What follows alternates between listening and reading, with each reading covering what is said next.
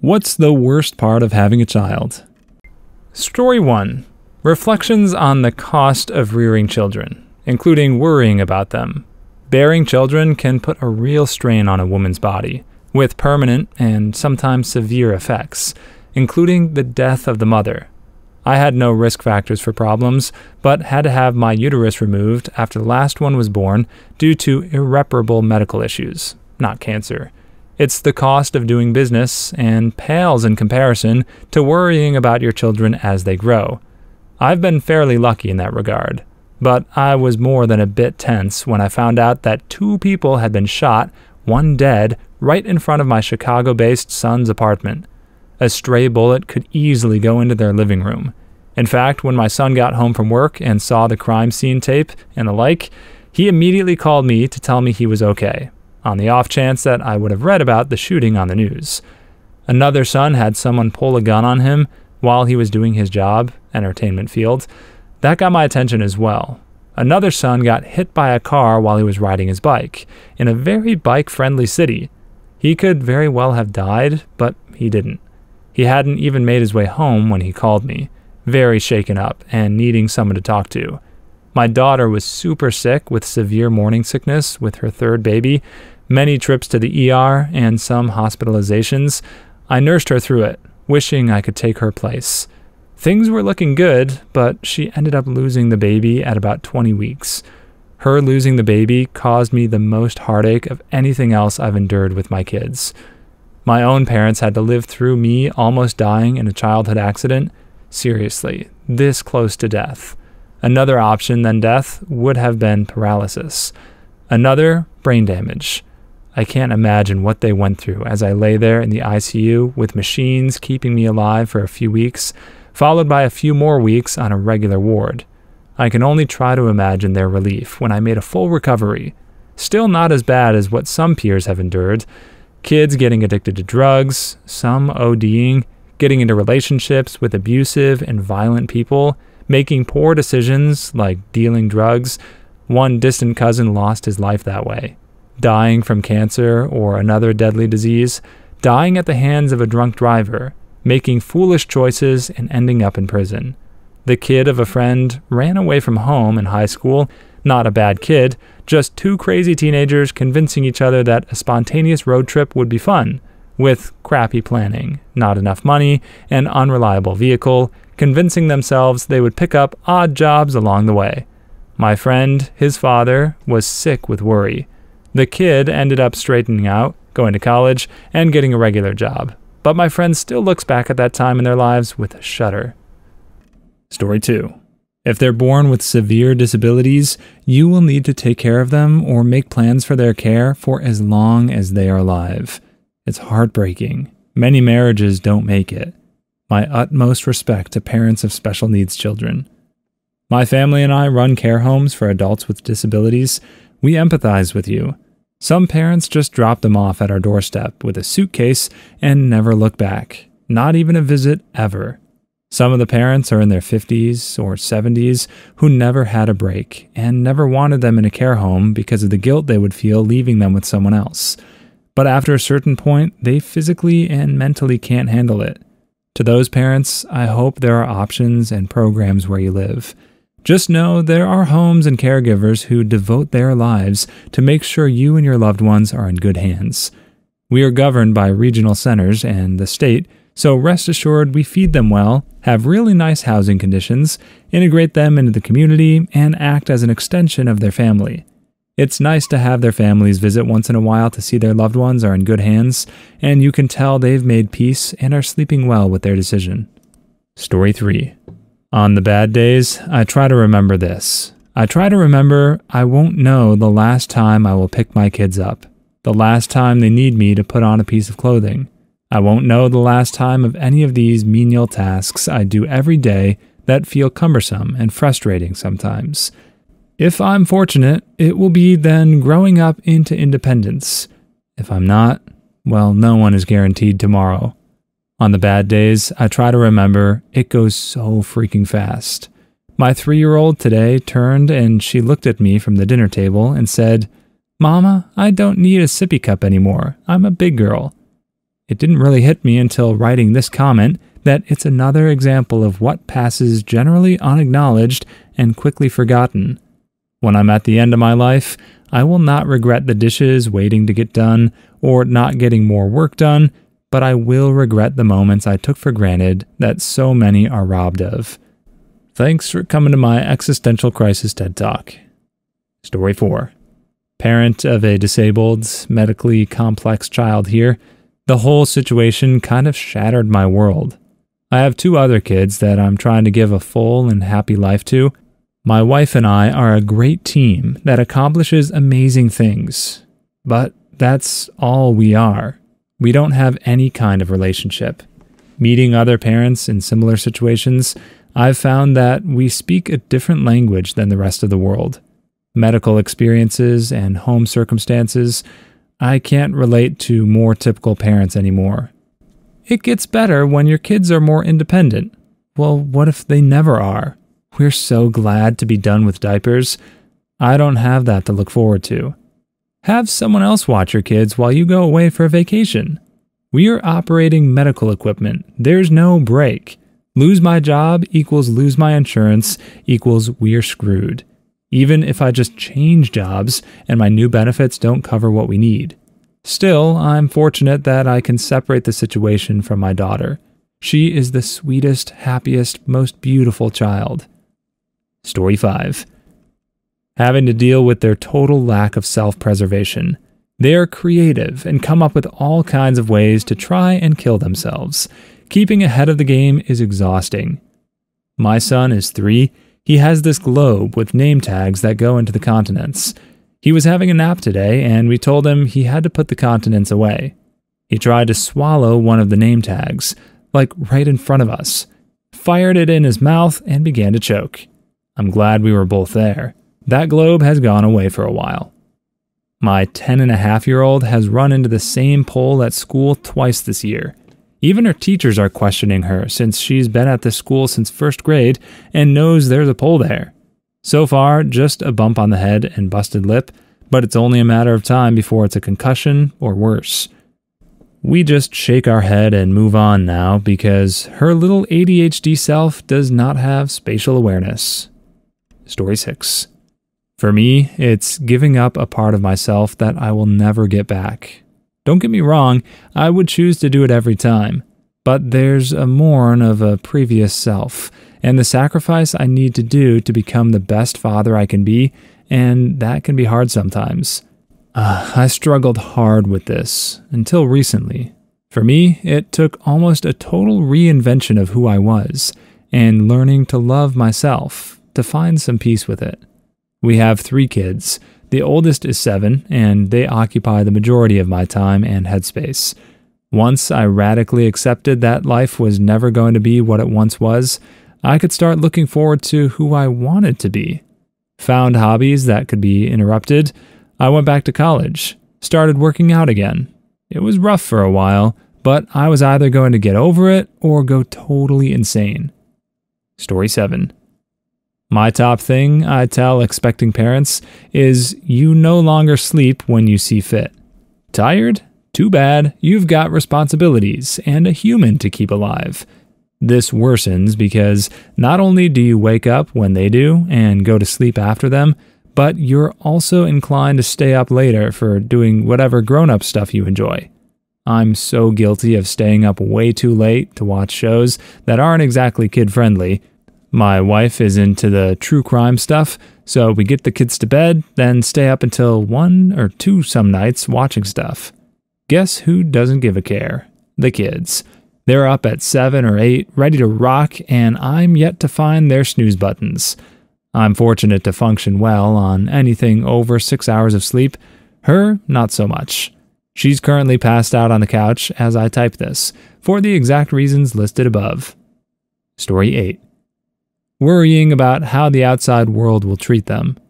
I will never forget the first time I saw another child being mean to my daughter and having to keep it together and remind myself that it was a child.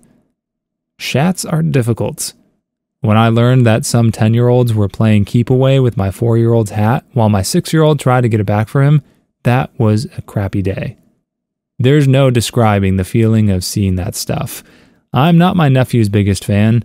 He can be a bit of a jerkwad to my son himself because they see each other daily and act as brothers. There's a 4-year age difference between them. I've never been prouder of him than the day he stood up to a fellow classmate and straight kicked him out of his birthday party for bullying my kid. He spent that whole day slipping up and accidentally introducing him as his little brother. Story 9. It's incessant. It never stops. You never get a day off. Going from having 2 days per week to relax and do whatever, to literally never having a moment free from responsibility. I've always wanted kids, and still do, but this is the only thing that has ever come close to giving me pause.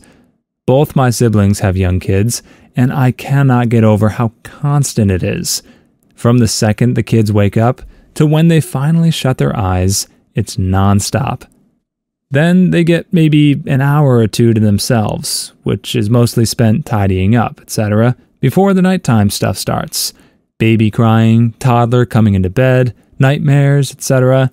It requires years of not getting a full night's rest. You can never just go out whenever you want. No sleeping in, even on weekends, because someone has to be up with them at 6 a.m. Raising human children is an insane task. Story 10. Losing them. I lost my 14-year-old daughter in 2020. It's the worst pain, and you can't imagine it until you're in it. I'll never be the same, and if I didn't have my son, I'm not sure I'd still be here. Oh, I felt that. My dad ended his own life when I was little, over 25 years ago. I've talked with my grandparents about it numerous times, and still today they get emotional every time. It took them forever to really accept that there's nothing they could have done and that they did nothing wrong. I hope you'll come to the same conclusion. Truly accept it and find peace. Also, fight on for your son and everyone else that loves you. If there's one thing I've learned from my dad's fate, it's that by relieving yourself from your pain, you only make life so much harder for everyone else. Story 11. Yeah, I second losing them. My 15-year-old son died suddenly on Tuesday morning. His dad went to wake him for school, and he wasn't breathing. He had no health conditions, and we don't know the cause of death yet. My baby is just gone. Every single part of parenting is a challenge, but losing a child is a pain unlike anything I've ever known. Having a child is taking a risk that someday your whole world could be shattered, and there's absolutely nothing you can do to stop it. Edit. Thank you so much to everyone who's commented. This has been such a devastating time for me, and it really does help to know that people out there care enough to comfort and grieve with a stranger. Thank you all from the bottom of my heart. Story 12. I'm only 9 years in, but so far it's been the sleep deprivation, hands down. I'm not still sleep deprived. My kids sleep great now at nearly 9 and 5, but that was the hardest part of parenthood for me so far. My kids are 14 and 18 years old. Your kids become champion sleepers in their tweens, bellowing that they must sleep in on Saturday and Sunday. There's more whiplash too. They don't want me to cook for them. They just want another top ramen. They don't want to play. They are just busy texting and messaging with friends. The sudden lack of codependency is bittersweet, to be honest. Knee-deep in dependency, 2 and 4, it's weird to think about how sad it will be when it stops, despite being desperate for them to be independent. Story 13. At the beginning, planning things becomes much more complicated. Want to fly? Got a plan for stroller and car seat. Which car rental place is in the terminal so you don't have to haul all your kids' stuff on a bus. And things can get messed up just because your kid is having a bad day. You might be out at a restaurant and your kid gets mad because, insert dumb thing here, so you just need to pay your bill and leave, or eat in shifts so someone can be outside with a mad toddler. Don't get me wrong, I love my kid and wouldn't change anything, but details that never mattered to me before become things you have to take into consideration. Story 14. The days drag on, but the years fly by. The fingerprints on the wall get higher and higher, and then they disappear altogether. My mom. When I was 19, we moved out of the house I had grown up in, moved in with my mom when I was 3 and my sister 4. Before moving out, we had to paint all the walls, including the one on which, for the past 16 years, my mom had regularly marked the height of my sister and me. For some reason, she insisted on painting over it herself, but couldn't stop sobbing while doing it, and for quite some time after. Story 15. Watching them make the same mistakes you did, even though you told them not to make those mistakes. Little Jimmy, if you borrow a bunch of money, those people are going to want it back. And if they don't get it back, they'll take stuff that you won't want taken. To add to this, they're going to watch you, copy some of your habits, and you will start to realize how annoying those habits are. Nothing like reevaluating yourself after disciplining you out of your child. You didn't have to just call me out like that, bro. Story 16. The worry that I'm a bad parent that's doing things wrong. I've observed that parents who have the capability to worry if they're doing things wrong are generally good parents. It's the ones that are 100% certain that their way is correct that I worry about. I too have these worries, but we just do the best we can with the knowledge we have at the time. I know I'll do things differently with my second compared to my first, but we all just have to be willing to learn along the way. Story 17. When you have a child who has severe difficulties, whether physical or mental, in our case, my daughter has a severe mental illness. Everyone gets pregnant and thinks everything's going to be wonderful, and the kid is automatically going to grow up and get good grades and have friends and do normal kid things. That's what you think, and that's what everyone tells you. It's a cruel thing to realize that, in reality, genetics is a lottery, and some of us will lose. Some kids will not have the life you envisioned. Story 18. For me, I just really like to be alone sometimes. Before kids, I would just go downstairs and watch a TV show, play PlayStation, or play guitar, and my wife would do her own thing as well. Now I have maybe an hour of alone time, sometimes none, every couple of days. It's at 11 at night, and I'm tired as frick then, and the next day. It's the hardest part for me. Love them to death, but it's hard to be on all the time, with work and them when at home. Story 19. Transitions. From baby to toddler to little kid to big kid, time passes by, and with it, they start growing into independent persons. A parent's love grows with them, but the feeling of knowing sooner than later they will belong to the world, and we adults possess the understanding of what the world is, this can be both beautiful and scary. 100%. My daughter is a toddler, and remembering how quickly it seemed my son went from toddler to little boy makes me cherish every moment with both of them. Story 20. When my son asks me to play, I don't want to say no, but there's laundry and dishes and food prep and grocery shopping and getting dressed and travel time and work, and I do a class a semester to progress my career. When do you sleep? When do I talk to my wife? When do we go on a date? When do we see family? We haven't done the movie theater or restaurants for years now. My 30s are just going to fly out the window, and there's nothing I can do about it. Story 21. Yeah, cosign on constant worry.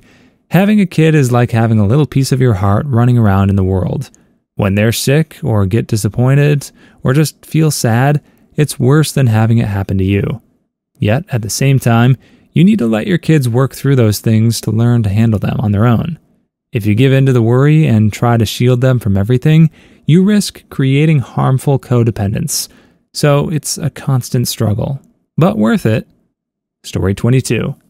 The phrase I hate is, you don't know it, but one day you pick your kid up for the last time. This just hit me hard. My son fell asleep on the floor downstairs back in the summer, and I went to pick him up to carry him up to bed like I used to, completely forgetting he's nearly the same size as me now. This just made me realize I can't remember when the last time was I picked my baby boy up. Story 23. It's just crazy how, if you have surgery, you should really rest and take it easy for several weeks afterwards, But if you spend 9 months growing a baby and go through childbirth, well, then instead of resting and recuperating from the most insane experience you basically ever have, you need to hit the ground running and never sleep peacefully ever again. It seems like there should be some time to at least regroup or something after childbirth. Story 24. Best advice I got was from an ancient hospital security guard in an elevator. The days are long, the years are short. Cherish them while you can. I got the same from a PA friend when I was sick as a dog during my first trimester. You're going to get advice handed to you left and right and up and down. The only thing you need to really know is that they will grow up too fast. Story 25. When people ask me this, I say, you know those video games where you have to escort a character to a destination without them being attacked? That's parenting. Those missions are a pain in the butt. And they walk at half your speed, so you have to keep circling back for them. Spot on. They walk faster than you, but run slower. Story 26. The strain on your marriage and relationship. We thought we were completely prepared since our child was planned. Then you add the responsibility and stress and the takeaway sleep. Didn't sleep through the night for 9 straight months. We were at each other's throats every single day. We finally got ourselves figured out, and we're good now. Story 27. They're just always there. On you, behind you, in front of you. Just a little speed bump impeding every task. Mine are 10 and 13, and I will confirm that one of them is always there. My 10-year-old is like my shadow, and she always wants to be where we are.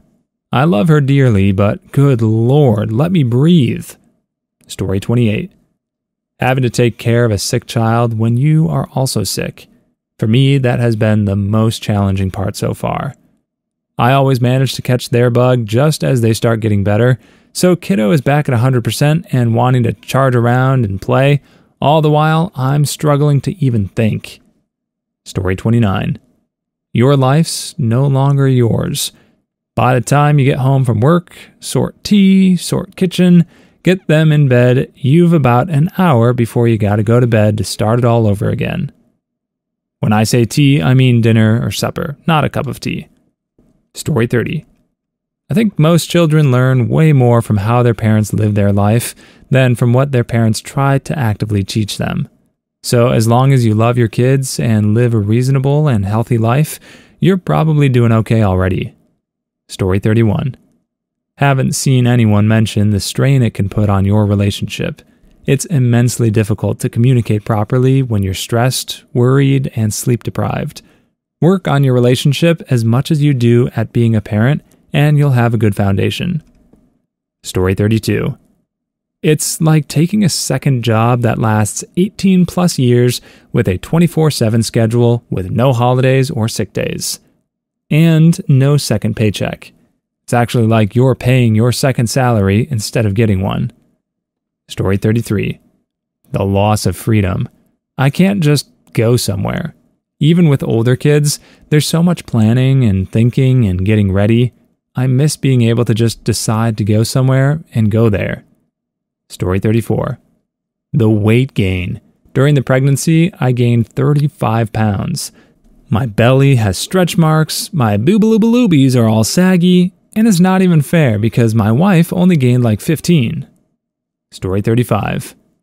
The constant anxiety that you're having is enough to shape them to make good choices, a good life, be a good person, and for them to have the life they deserve. Story 36. You have to feed them like every day. You can try and let them grass feed on their own if you have a house with a lawn around. Free-range babies. Babies? Story 37. I'm divorced, and the worst part of having kids is being tied to my ex forever. Story 38. Watching them stray down the wrong path, wishing they'd listen to you. Story 39. Being worried 24/7. Please leave your stories in the comments. I'd love to make a video of them in the future. Also, don't forget to like and subscribe.